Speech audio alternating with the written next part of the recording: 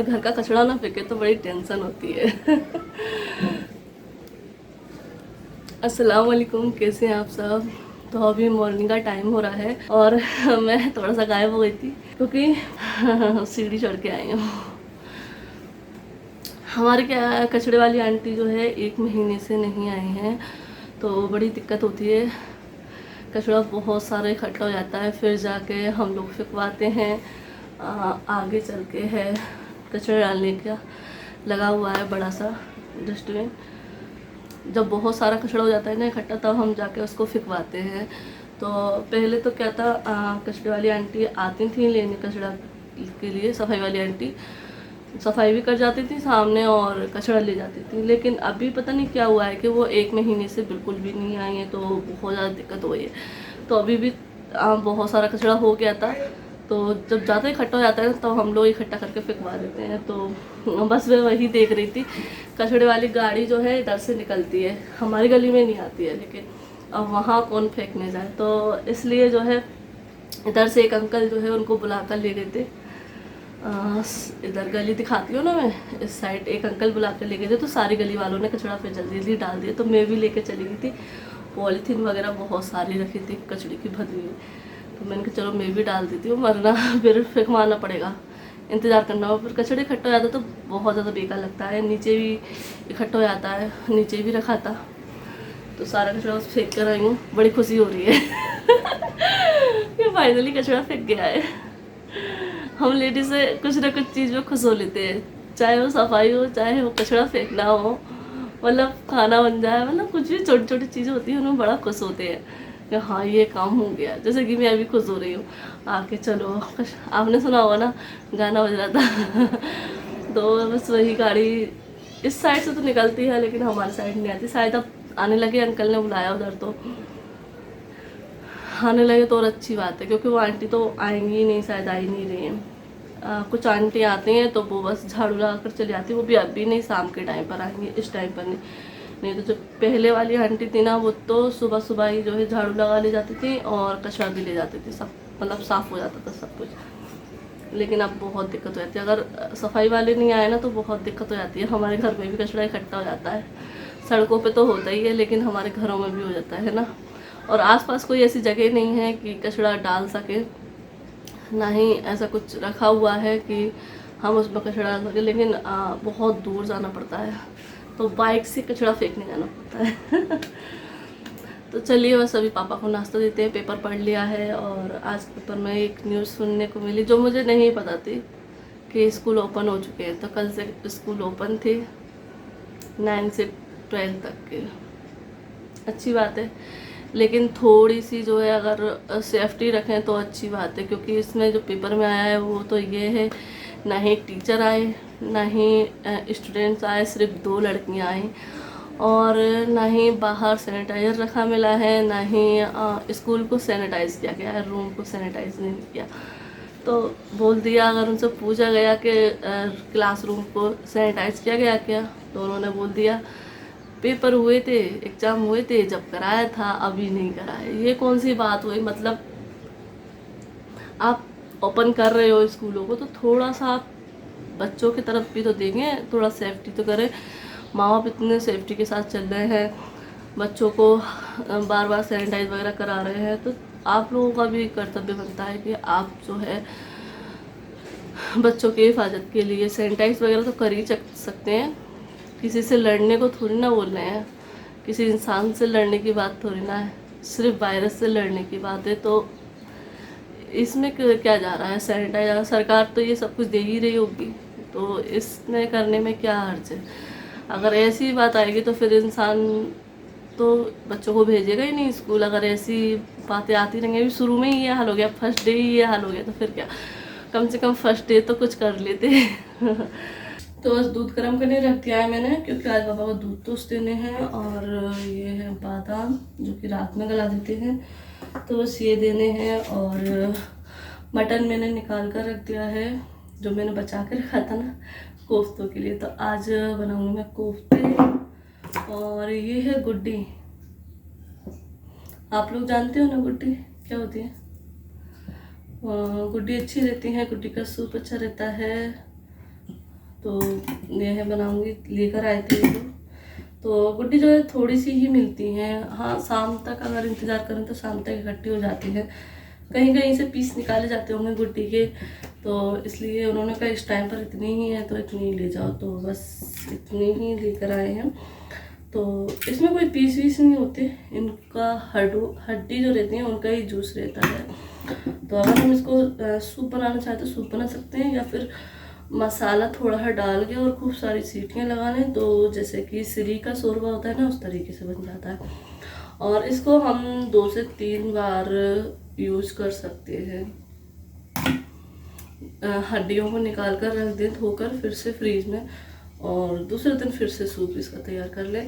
तो मैं सोच रही हूँ कि मसाले में बना लेती हूँ इसको, जिससे क्या रहेगा थोड़ा सा ग्रेवी तैयार हो जाएगी। और कोफ्तों में ज़्यादा शोरबा पतला नहीं रहता है ग्रेवी, तो ये हो जाएंगे कोफ्ते और इसकी ग्रेवी हो जाएगी। देखती हूँ क्या करती हूँ।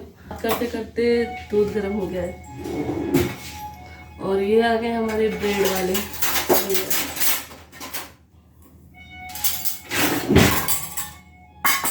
तो ब्रेड तो मुझे जब लेना होता है तो मैं जल्दी से जाती हूँ, ऑयल है तो ऊपर ही फेंक देते हैं, नीचे ले जाने की ज़रूरत नहीं है, ऊपर से ही पेस्ट दे देते हैं।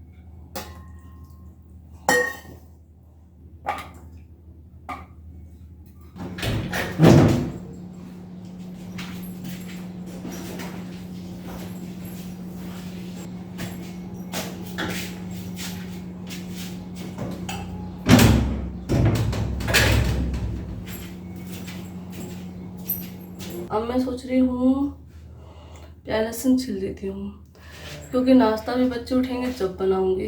तो जब तक क्या करूँगी, जब तक मैं थोड़ा सा अपना काम निपटा लूँगी, जैसे कि मैं निपटाती हूँ। और आप लोग सोच रहे होंगे कि अभी उठी हो, तो मैं सोई थी 2 बजे, शायद 2:30 बजे, क्योंकि 1 सवा 1 बजे तक तो मैंने आप लोगों से ही बात की है ना, तो जिनसे क्योंकि उनको पता हुआ।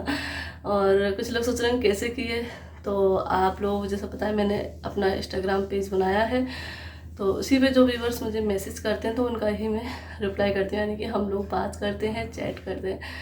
जिनको मुझसे बात करनी है वो मेरा इंस्टाग्राम पेज फॉलो कर सकता है। तो मैंने अपना इंस्टाग्राम की जो आईडी है स्क्रीन पे दे रखी है, तो वहाँ से जाके आप उसको चेक कर सकते हैं और मुझे वहाँ पर भी फॉलो कर सकते हैं। ठीक है, मैंने बहुत सारी बातें कर ली, तो चलिए मैं काम कर लेती हूँ। तो बोलते हैं कि तुम बोलती है कि ज़्यादा बात नहीं करेंगे, ज़्यादा बात नहीं, बहुत सारी क्या करूँ, हो जाती है। चलिए काम करते हैं। तो यहाँ से लेंगे हम प्याज और लहसुन, क्योंकि हमारा प्याज लहसुन यहीं पर रखा रहता है। पहले किचन में रखते थे, मेरी शादी हुई थी उसके बाद भी किचन में ही रहा था, लेकिन फिर थोड़ा सा लगता था डिस्टर्ब सा, वहाँ से अगर कुछ निकालना होता था अलमारी के अंदर से तो ये डलिया को उठाना पड़ता था, फिर जाके निकालता था, तो इसलिए वहाँ से मैंने उठाकर यहाँ रख दी। तो बस यहाँ पे जो है मैं प्याज काट रही हूँ, पहले फ्राई करना है इसको, इसलिए सबसे पहले प्याज ही चाहिए। जब जो है बनना शुरू होगा और जब भी सरसों का ऑयल गरम करें और उसमें प्याज डालना हो तो थोड़ी थोड़ी करके डालें, क्योंकि ऑयल जो है ऊपर आता है, मतलब वो बाहर निकलना होता है, उसको फंसूकर बन जाता है बिल्कुल। तो इसलिए मैंने थोड़ी सी डाली, फिर बाद में पूरी डालकर और रख दिए। तो यहाँ बना रही हूँ गुड्डी, तो जो ऑयल मैंने उसमें रखा है प्याज में, वही उसी में से मैंने 1 से 1.5 चम्मच मैंने ले लिया था ऑयल, क्योंकि गर्म भी था और फिर वैसे भी बचेगा ही पूरा ऑयल, तो इसलिए उसी में से मैंने डाले है। बस यहाँ पे मैंने गरम मसाले डाल दिए हैं साबुत, और इसको बनाना बहुत ईजी लेकिन बहुत ज़्यादा फ़ायदेमंद होती है ये गुड्डी। अगर गुड्डी का सूप बनाया जाए तो और भी ज़्यादा फ़ायदेमंद है, लेकिन इस तरीके से हम लोग शुरू से खाते आए हैं। मम्मी इस तरीके से ही बनाती थी और पापा को बहुत ज़्यादा पसंद है गुड्डी, क्योंकि एक तो ये अच्छी सी स्वादिष्ट सब्जी बन जाती है, सालन बन जाता है, सॉरी सब्जी बोलती हैं तो कहते हैं कि नॉन वेज को सब्जी नहीं बोला करो, तो सॉरी मतलब मुंह पर आ जाता है। तो एक तो ये बहुत ही अच्छा सालन बन के तैयार हो जाता है, इससे बहुत अच्छे से खाना खिल जाता है, और दूसरी बात ये फ़ायदा भी करता है। तो बस इसीलिए मैं इसको बना रही हूँ, और इसको बस सिंपल तरीके से बना रही हूँ। जैसे मैंने इसको अच्छे से फ्राई कर लिया है साबुत गरम मसालों के साथ, और बस अब ये अदरक लहसुन प्याज का जो पेस्ट है उसी में मैंने मसाले डाल दिए और बस इसको डाल दूँगी और इसमें पानी डाल दूँगी। तो पानी इसमें ज़्यादा से जाएगा क्योंकि इसमें सीटियाँ जो हैं समझ लीजिए बहुत ज़्यादा लगेंगी, 10-12 सीटियाँ लगेंगी इसमें। तो पानी इतना डालिए कि जले ना, लग ना जाए, वरना हम सीटी लगाते रह जाएं और ये नीचे से चिपक जाए। तो पानी अच्छे से डालें, चाहे बाद में बच जाएगा तो भूनने में ये पानी सुखा लेंगे। तो इसलिए मैंने इसमें पानी डाल दिया और अब मैं इसको रख दूँगी बिल्कुल स्लो फ्लेम पर। ये पकते रहेगा आराम से और मैं दूसरी गैस पर अपनी सब्ज़ी बना लूँगी, दूसरी वाली सॉरी कोफ्ते बना लूँगी। और ये कि गुड्डी बन रही है तो गुड्डी पापा शौक से खा लेंगे। तो बस यहाँ पे जो है मैं प्याज फ्राई कर रही हूँ।